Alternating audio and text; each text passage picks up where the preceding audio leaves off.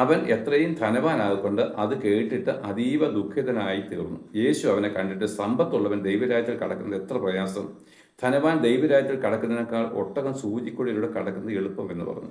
അപ്പോൾ എന്താണ്, ഒരു ധനവാനായിരിക്കുന്നവൻ പറഞ്ഞാൽ, നീ ഇതെല്ലാം ചെയ്ത് സത്യം തന്നെ, പക്ഷെ നിനക്കുള്ളത് വിറ്റ് ദരിദ്രന്മാർക്ക് കൊടുത്തിട്ട് എന്നെ അനുഗമിക്കാതെ നിനക്ക് എന്താണ് സ്വർഗത്തിൽ കടപ്പാൻ കഴിയുന്നത്? എന്താ, നല്ലവനായിട്ട് ഒരുവനെ ദൈവം മാത്രമേ ഉള്ളൂ എന്ന് പറഞ്ഞിട്ട് നീ ഇത്രയും ന്യായപ്രമാണം ആചരിച്ചാലെങ്കിൽ നിനക്ക് നന്മയുണ്ട്, നിനക്ക് നല്ലത് നിന്നെപ്പറ്റി പറയാനൊക്കത്തില്ല.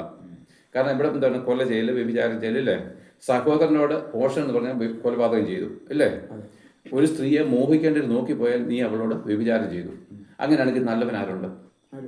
അപ്പോൾ പറഞ്ഞ നീ ഈ പതാരം കൊടുക്കുകയും ന്യായപ്രമാണത്തെ ഇങ്ങനെ നിനക്ക് കഴിയാവുന്ന അനുസരിക്കുമ്പോഴും ചെയ്യുമ്പോഴും മോഹിക്കുന്ന ഒരു കൽപ്പനയുടെ മുമ്പ് നീ ഫെയിലാണ്, നീ നല്ലവനല്ല.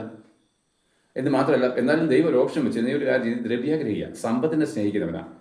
അതുകൊണ്ട് നീ എന്തിനെ എന്നെക്കാൾ ഉപരി സ്നേഹിക്കുന്നു. അപ്പം ഒരു കാര്യം ശ്രദ്ധ വെക്കണം, നിങ്ങളുടെ സമ്പത്തെല്ലാം വിട്ടു കൊടുക്കല്ല. നീ ലോകത്തിൽ എന്തിനെ ഏറ്റവും അധികം സ്നേഹിക്കുന്നുവോ എൻ്റെ നാമം നിമിത്തം നീ അതിനെ വിടണമെന്ന് കർത്താവ് പറഞ്ഞത്. എന്നോടുള്ള സ്നേഹത്തിന് മുമ്പിൽ നിന്റെ സമ്പത്ത് തടസ്സമാണെങ്കിൽ നീ അതിനെ വിട്ടുകളയണം. എന്നോടുള്ള സ്നേഹത്തിൽ നിന്റെ ഭാര്യ തടസ്സമാണെങ്കിൽ അവളെ വിട്ടുകളയണം. ഭർത്താവ് വിട്ടു വെച്ചാൽ ഇവിടെ ഞാൻ പറയും, സമ്പത്തിനെ വിടുക, ഭാര്യ വിടുക, മക്കളെ വിടുക എന്ന് പറഞ്ഞാൽ അതെല്ലാം കൊണ്ട് കുഴിയിലിടുക എന്നല്ല. നിന്റെ ഹൃദയത്തെ അതീതം മാറ്റി. കാരണം അത് നഷ്ടപ്പെട്ടാലും അതില്ലാതെയായിട്ട് ഇരുന്നാലും നിനക്ക് വേദന ഉണ്ടാവില്ല. കാരണം ഞാനുണ്ടല്ലോ.